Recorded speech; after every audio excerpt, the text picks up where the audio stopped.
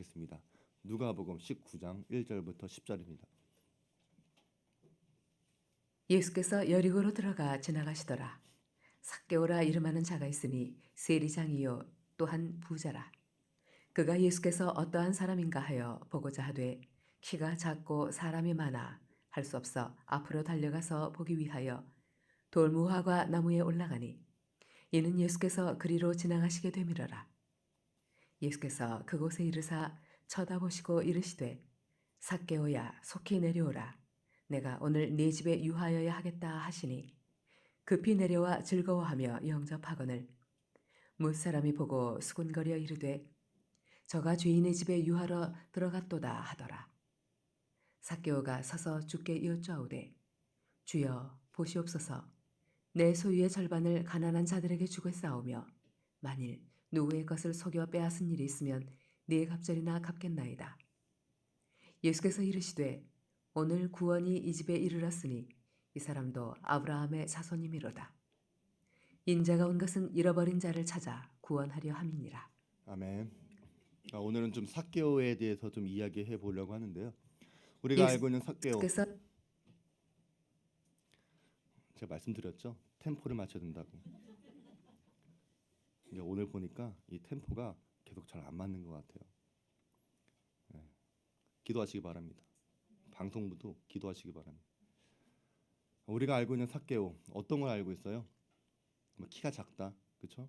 뭐 세리장이다, 뭐 뽕나무, 뭐 오늘 성경에는 돌무화과 나무 뭐 이렇게 나와 있는데 키가 작은 삭개오가 뽕나무에 올라가서 예수님을 보려고 할 때 예수님께서 그를 불러주셨고 그의 집으로 들어가 그를 구원시켜 주었다. 이것이 우리가 알고 있는 삭개오의 이야기죠. 하지만 삭개오의 이야기는 이렇게 단순한 이야기로 끝나는 것이 아닙니다. 삭개오의 이야기는 정말로 굉장히 많은 은혜의 진리들이 담겨 있습니다. 우리가 성경을 읽을 때는 그 본문만 보는 게 아니라 전체 문맥 안에서 봐야 되거든요. 우리가 19장을 읽었잖아요. 그러면 앞에 몇 장이 있을까요? 18장이 있겠죠. 18장에는 누가 나오냐면 부자 관리가 나와요. 부자 관리. 근데 이 부자 관리는요, 삭개오랑 굉장히 비슷해요. 부자예요. 높은 사람이에요. 둘 다 젊어요. 비슷하죠. 근데 다른 것도 있어요. 부자 관원은요, 굉장히 성실하고 어렸을 때부터 율법의 교육을 잘 받았고 또 율법도 잘 지킨 사람이었어요. 또 스스로도 그를 너무나 잘 알고 있었던 사람이에요. 반면에 삭개오는 죄인 취급받았던 사람입니다. 사람들은 그의 이름도 불러주지 않았어요. 죄인이라고 불렀어요. 저가 죄인의 집에 유하러 들어갔도다. 그런데 성경은 부자 관원 이야기 다음에 삭개오의 이야기를 배치시킨 거는요, 우연이 아닙니다. 의도가 있는 거예요. 이 두 사람을 서로 비교해 보라는 겁니다. 부자 관원이 예수님 앞에 나올 때 이렇게 하고 나옵니다. 선생님이여, 내가 무엇을 하여야 영생을 얻으리이까? 굉장히 종교적인 질문이죠. 굉장히 영적인 질문처럼 보여요. 그래서 예수님은 이 질문에 대해서 십계명으로 대답해 주십니다. 그러니까 이 사람은 예수님의 말씀이 끝나기가 무섭게 내가 어렸을 때부터 이것을 다 지켰나이다 라고 말하는 거예요. 어떻게 보면 예수님의 말도 끊어먹은 거죠. 아주 자신만만한 모습을 보여주는 거예요. 그리고 아마 실제로 그렇게 살아왔을 거예요.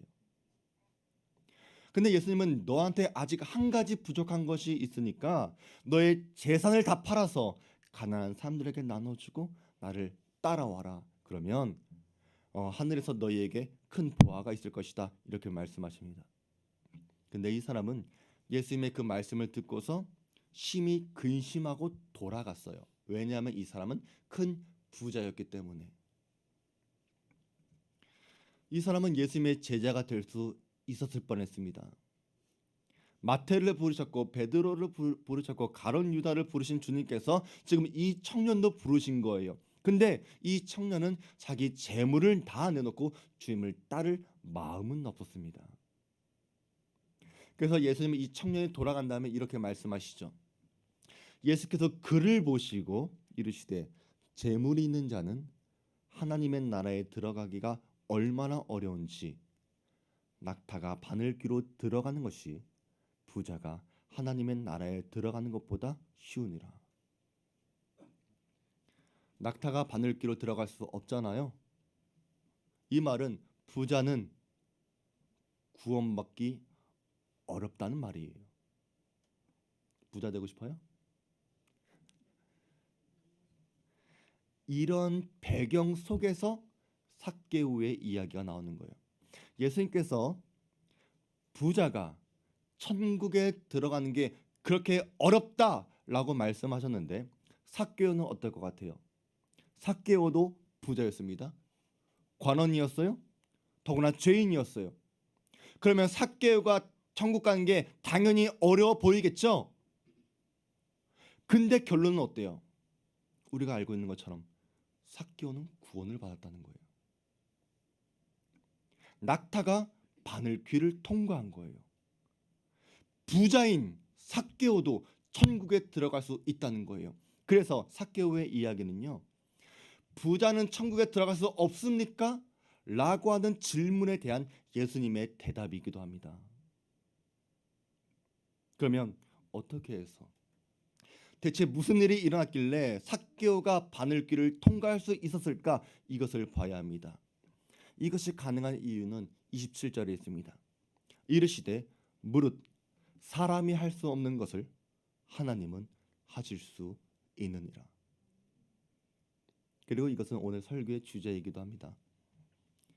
사람은 할 수 없습니다. 사람은 못합니다. 하지만 하나님은 하실 수 있습니다.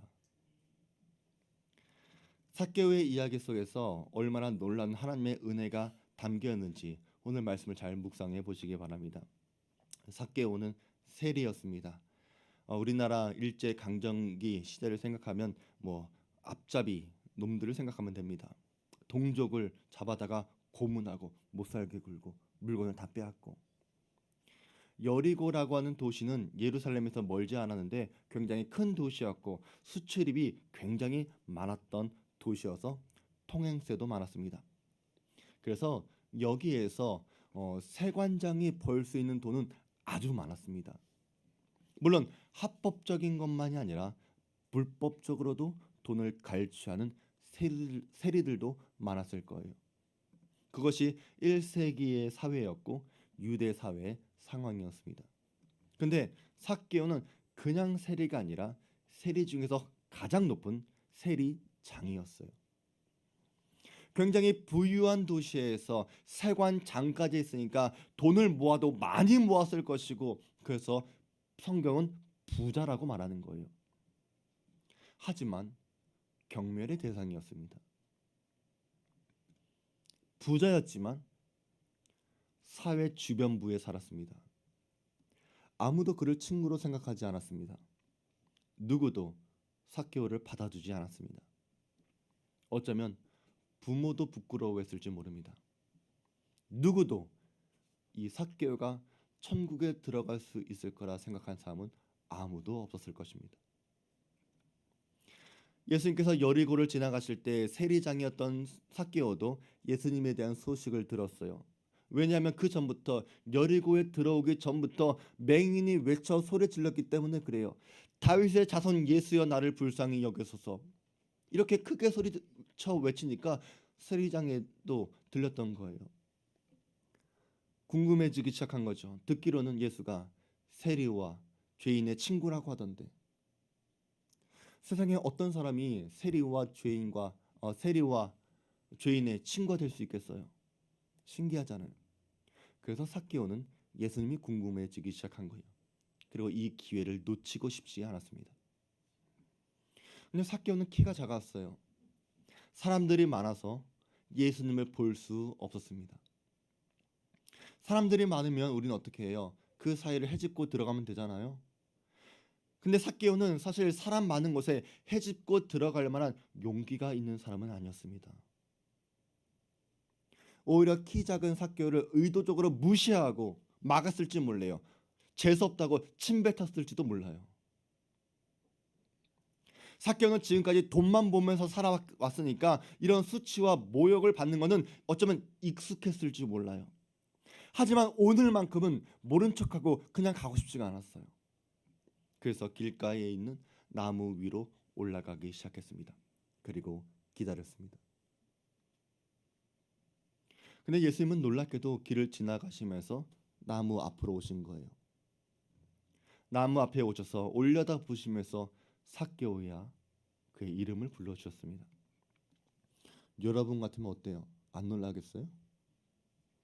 엄청난 화제의 인물이 수많은 사람들 앞에서 내 이름을 불러주는 거예요. BTS 아세요? BTS?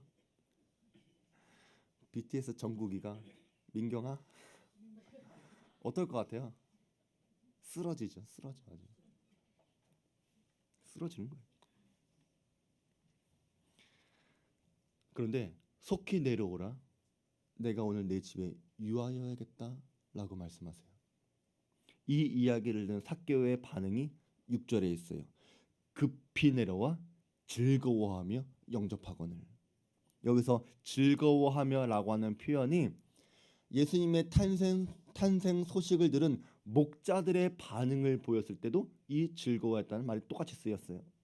삭개오는 너무나 기뻤던 거예요. 엄청난 사건이 내 인생에 일어나고 있다고 느낀 거예요. 내 이름을 알고 있다는 것도 놀라운 일인 거고, 수많은 사람들 앞에서 나의 집에 묵어야겠다고 말씀하신 것도 감당할 수 없는 자기 가문의 영광스러운 일이 지금 일어난 거예요. 삭개오는 그렇게 느꼈어요. 근데 문제는 삭개오만 그렇게 느꼈다는 거예요. 다른 사람들은 그렇게 생각하지 않았습니다.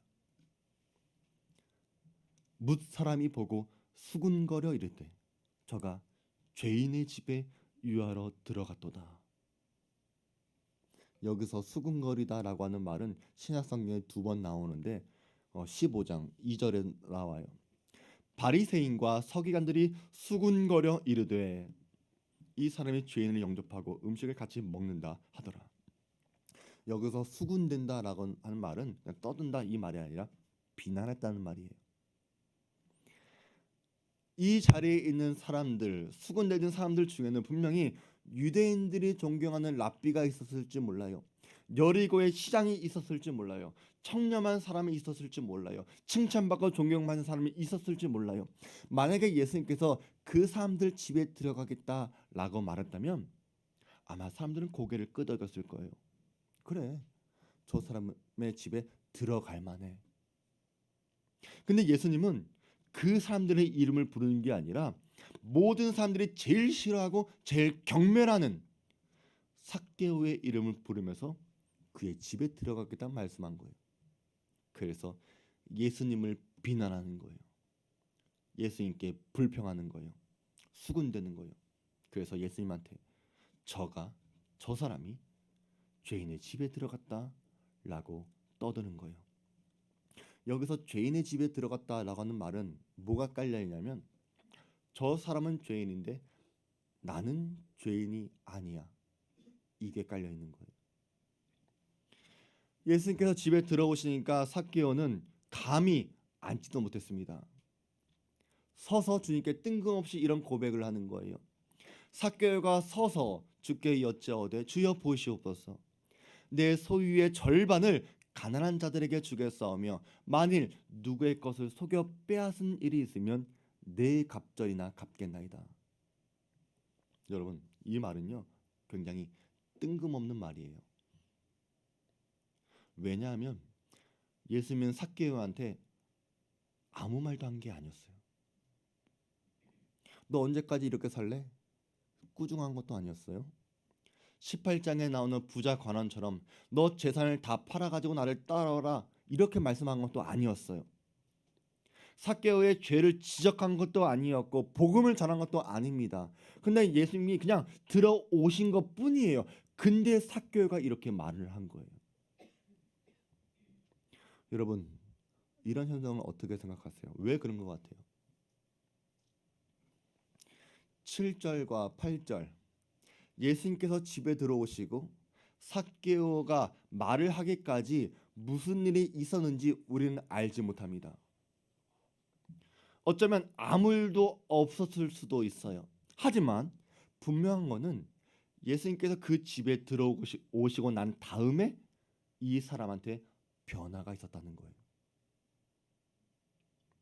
우리가 모르긴 해도 분명히 이 사람에게 회개의 역사가 일어난 거예요. 지금까지 삭개오는 돈을 위해서 명예도, 친구도, 삶의 질도 다 포기하면서 오직 돈만 보며 살았습니다.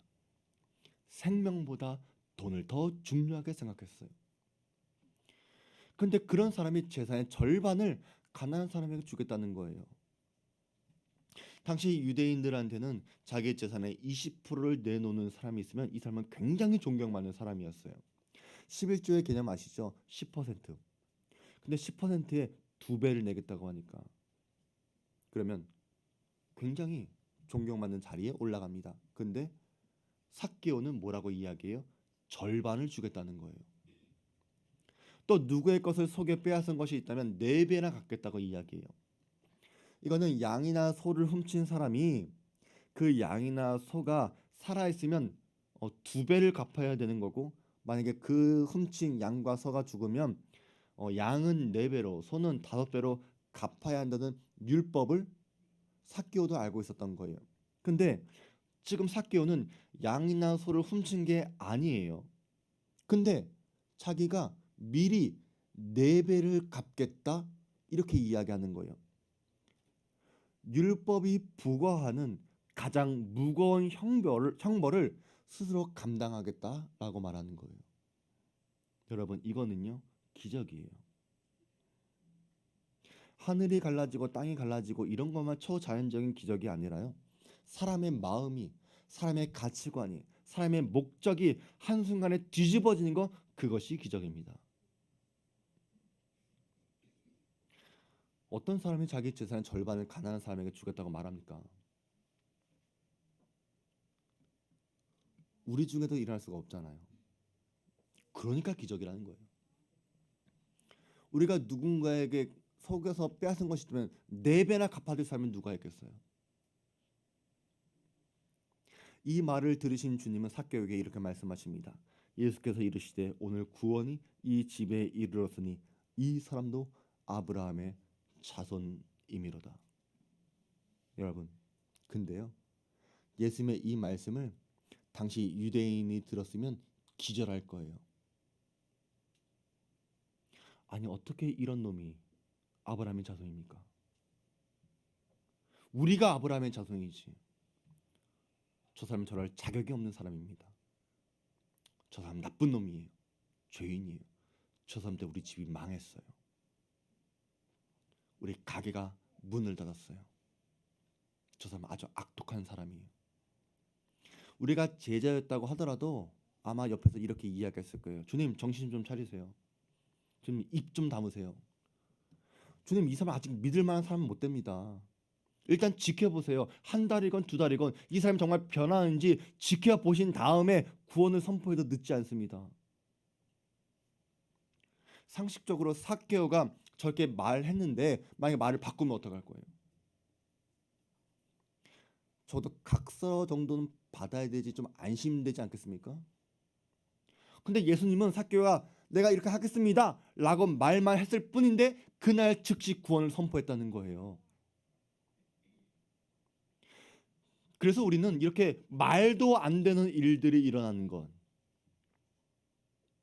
이것을 우리는 은혜라고 부르는 거예요. 예수님께서 삭개오야 라고 부르신 것도 은혜이고 그의 집에 들어가신 것도 은혜입니다. 죄인의 집에 어떻게 예수님께서 들어갈 수 있겠어요? 이거는 말도 안 되는 것이죠. 원래 받을 자격이 없는 사람에게 주시는 것이 은혜입니다. 자격이 있어서 받는 것은 그건 보상이지 그건 은혜가 아니에요. 근데 기독교를 설명하는 단 한 가지의 단어가 있다면 그것은 바로 은혜입니다. 우리는 보상으로 구원받지 않습니다. 우리의 행위와 우리의 수고와 우리의 어떤 됨됨이로 구원받는 것이 아닙니다. 우리는 자격이 없는데 구원을 받아요. 이것을 은혜라고 이야기합니다. 기독교는 은혜의 종교입니다. 근데 웃긴 게 뭔지 아세요? 예수님께서 은혜를 베풀었는데 사람들은 그것을 불쾌하게 생각했다는 거예요. 화가 났어요. 삭개오의 집에 들어간 것부터 시작해서 삭개오한테 구원을 베푸신 것, 그것이 화가 나는 거예요. 예수님의 은혜가 불편한 게 여러분 이해되십니까? 교회에서도 이런 일들은 굉장히 많이 일어납니다. 교회에서 누군가한테 은혜를 베풀어 주잖아요. 근데 어떤 사람은 그 사람한테 은혜 베풀어 주는 게 싫은 거예요. 마이크 야코넬리 목사님은 이것을 이렇게 꼬집어서 말합니다. 은혜보다 교회 안에 사람들을 더 화나게 하는 것은 없다. 예를 들어 이런 거예요. 뭐 교회에서 뭐 성경 암송 대회를 한다, 체육 대회를 한다, 성경 퀴즈 대회 한다, 뭐 성탄절 행사를 한다. 그러면 그 잘한 사람한테 뭐 상을 줄 수 있잖아요. 1등한 사람한테 뭐 상품권 얼마 주고 2등한 사람한테 선물 뭐 주고 이렇게 할 수 있어요. 또 보이지 않는 곳에 수고한 사람에게 뭐 봉사상을 줄 수도 있고. 그러면 그렇게 해서 상 주는 거에 대해서 아무도 시비 걸지 않습니다. 왜냐하면 상 주는 건 당연하게 생각하니까. 근데 뭐 상품권 막 100만 원, 뭐 200만 원 준비했다 쳐요. 그냥 예를 들어서. 근데 어쩌다 교회에 나온 사람이 그걸 타간 거예요. 전혀 생각하지 못했던 사람들이. 그럼 우리는 어떻게 생각해요? 불편해지기 시작하는 거예요. 저 사람을 위해 준비한 게 아니었는데. 근데 제가 다 말할 수 없지만 이런 일들이 얼마나 많은지 아세요? 만약에 여러분도 여러분이 생각할 때 자격이 없는 누군가가 하나님의 복을 받았다? 하나님의 선물을 받았다? 하나님의 은혜를 받았다? 근데 그게 여러분 마음속에 굉장히 불편하다. 마음에 들지 않는다. 그러면 여러분은 어쩌면 굉장히 위험한 자리에 와 있는지도 모릅니다. 삭개오의 회개를 한번 생각해 볼게요. 여러분, 삭개오가 회개해서 구원받은 거예요? 아니면 구원받아서 회개한 거예요? 아니 그 전에 삭개오의 회개를 회개라고 말할 수 있겠습니까? 이런 생각을 했던 사람이 바로 탕자의 형이었어요. 첫째 형은 아버지가 동생한테 잔치를 베풀어 준 게 마음에 들지 않았어요. 아니 아버지가 어떻게 저런 싸가지 없는 동생한테 저렇게 잔치까지 베풀어 주지? 아니 적어도 한 달 동안 창고에 머물게 해줘야 되지 않아? 종들처럼 살게 해야 되지 않아? 적어도 반성이라도 해야지 받아주는 게 당연한 거 아니야? 그러니까 왜 나한테는 한마디도 말을 안 해주지? 그리고 탕자한테 이렇게 이야기하겠죠. 야, 너 제대로 회개한 거 아니야. 너 돌아가. 너 지금 배가 고프니까 너 집에 돌아온 거지. 너가 무슨 아버지의 사랑을 알고 돌아온 거야. 너 돌아가. 너 이거 제대로 회개한 거 아니야. 그렇게 말하지 않겠습니까? 이런 마음을 삭개오한테 그대로 이야기할 수 있을 거예요. 이봐요, 삭개오 씨. 당신 지금 제대로 회개한 거 맞습니까? 당신 지금 돈이 많으니까 돈으로 퉁치는 거잖아요. 당신이 얼마나 큰 죄인지 모릅니까? 당신이 하나님의 사랑이 뭔지는 아세요? 그렇게 우리는 회개의 진정성을 묻고 싶을 거예요. 근데 예수님은 그렇게 하지 않았다는 거예요. 이게 얼마나 놀라운 일인지 아십니까? 탕자의 아버지가 돌아온 아들을 꽉 끌어 안아준 것처럼 예수님도 삭개오를 그렇게 대하고 계십니다. 은혜예요.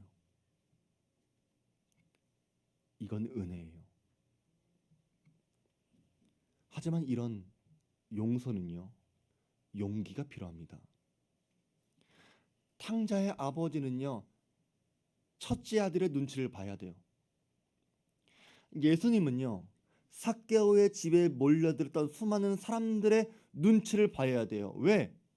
오해와 비난을 안 받으려면. 근데 예수님은 왜 오해와 비난을 받으면서까지 삭개오를 구원해 주셨을까? 그의 회개가 진심이라고 믿었기 때문에 구원을 베풀어 준 겁니까? 그거는 모르겠어요. 하지만 우리가 생각하는 회개의 방식과 예수님이 생각하는 회개의 방식은 다르다는 거예요. 우리는 회개를 어떻게 생각합니까? 누군가 여러분의 죄에 대해 고발을 하는 거예요. 그렇게 우리 안에 있는 죄를 드러내죠. 그렇게 우리가 얼마나 깊은 죄인인지 깨닫게 하고 그 죄를 들여다보라고 이야기할지 모릅니다. 분명 성령 하나님은 우리의 죄를 드러내십니다. 우리는 회개가 그런 거라고 생각해요. 내 죄를 내가 알고 내가 인정하고 내가 반성하는 거. 근데 오늘 성경은 그렇게도 회개가 되지만 이런 방식으로도 회개가 일어날 수 있다고 보여주는 거예요.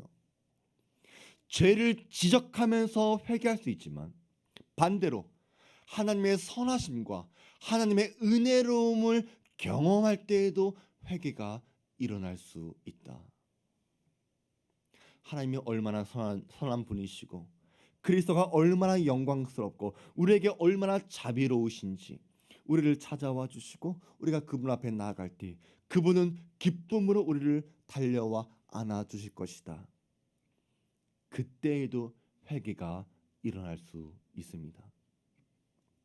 삭개오한테 일어난 일이 바로 이거예요. 삭개오를 보는 사람들은 모두가 불편했습니다. 저 사람이 죄인인데 예수님께서 그를 사랑하는 게 마음에 들지 않았어요. 하지만 삭개오는 자기 인생에서 처음으로 있는 모습 그대로 받아주는 사랑해주는 그분을 만났을 때 그는 주님 앞에 엎드려 회개할 수밖에 없었습니다. 예수님께서 만약에 랍비의 집이라든지 존경받는 사람의 집에 들어갔다면 아무 일도 일어나지 않았을 거예요. 그거는 당연한 거니까. 하지만 거기엔 은혜가 없습니다. 단지 보상일 뿐이에요. 하지만 예수님은 은혜가 필요한 곳, 은혜가 작동할 곳, 은혜가 필요한 사람을 찾아다니십니다. 그게 바로 삭개오였어요. 인자가 온 것은 잃어버린 자를 찾아 구원하려 함이니라. 삭개오가 예수님을 찾아간 게 아니었습니다. 예수님이 삭개오를 찾으러 여리고로 오신 거예요. 삭개오가 뽕나무로 올라갔기 때문에 구원받는 것이 아니었어요. 예수님께서 삭개오를 사랑하셨기 때문에 구원하신 거예요. 여러분도 마찬가지예요. 여러분이 예수님을 찾아왔기 때문에 구원받은 게 아니에요. 어느 날 우리의 인생 가운데 생각지도 못하게 주님이 우리를 찾아와 주신 거예요. 우리가 열심히 구하고 찾고 기도해서 주님을 만난 것이 아니라 주님이 우리에게 오신 겁니다. 주 예수 내가 알기 전에 날 먼저 사랑했네. 그 크신 사랑 나타나 내 영혼 거듭났네. 아마 삭개오가 이 찬양을 알았더라면 맨날 이 찬양을 불렀을지 모릅니다. 예수님은 삭개오를 찾아오신 것처럼 우리한테도 끝까지 추적하시고 끌어안아 주십니다. 예수님은 단 한 번도 여러분을 포기한 적이 없습니다. 오늘 성경은 그런 하나님을 우리에게 보여주고 있는 거예요. 오늘날 교회에 하나님이 사랑하는 사람들이 많겠죠. 어떤 사람들을 사랑할 것 같아요? 성경 매일 열심히 읽고 기도 많이 하고 봉사도 열심히 하는 그런 사람들 사랑하시겠죠? 맞아요. 그런 사람들 사랑하세요.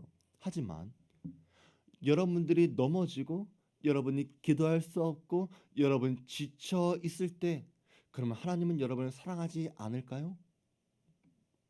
여러분을 미워할까요? 아닙니다. 성경은 그렇게 말하지 않습니다. 오히려 애틋하게 우리를 찾아와 주십니다. 그런데 왜 우리가 이런 하나님의 사랑을 느끼지 못하는지 아십니까? 우리는 예수님이 필요하지 않는 사람처럼 살아가기 때문에 그래요.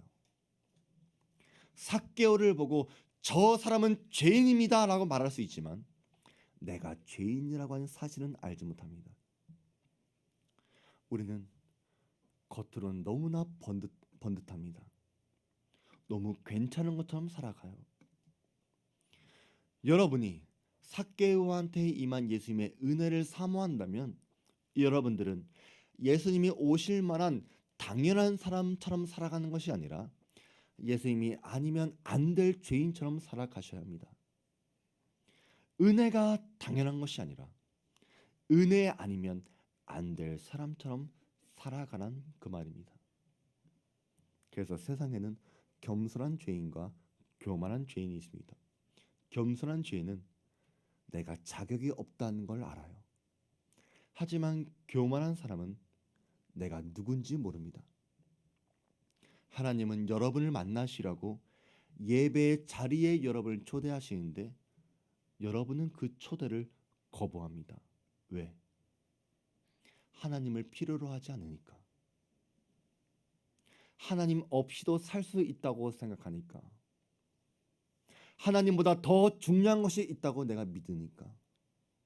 내가 수고하고 내가 열심히 살면 하나님은 나에게 당연히 보상해 줄 것을 내가 바라니까. 하지만 그것은 보상일 뿐이지 은혜가 아닙니다. 주님은 삭개오가 멋진 회개 고백을 했기 때문에 그를 구원해 주신 것이 아니에요. 왜냐하면 우리도 그런 결심을 한다고 해도 우리가 지키지 못할 것 주님은 다 알고 계십니다. 하지만 그럼에도 불구하고 내가 너를 사랑한다 그것을 보여주는 거예요.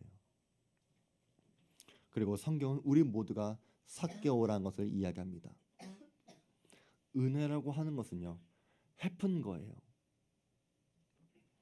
예수님이 삭개오한테 베풀어 주신 것을 보면 아니 어떻게 저런 사람들한테까지도 은혜 베풀지? 라고 생각하는데 그게 은혜예요. 그래서 은혜는 놀라운 거예요. Amazing Grace. 저는 우리 성도들에게도 이런 어메이징한 그레이스가 일어나길 원합니다. 그리고 우리 주변에 아니 어떻게 저런 사람도 복을 받지? 어떻게 저 사람도 구원받지라고 불편하게 생각하지 마시고 나 같은 사람을 찾아와 주신 주님의 은혜를 먼저 생각할 수 있는 분들 되시기를 주의 이름으로 축원드립니다. 우리 말씀을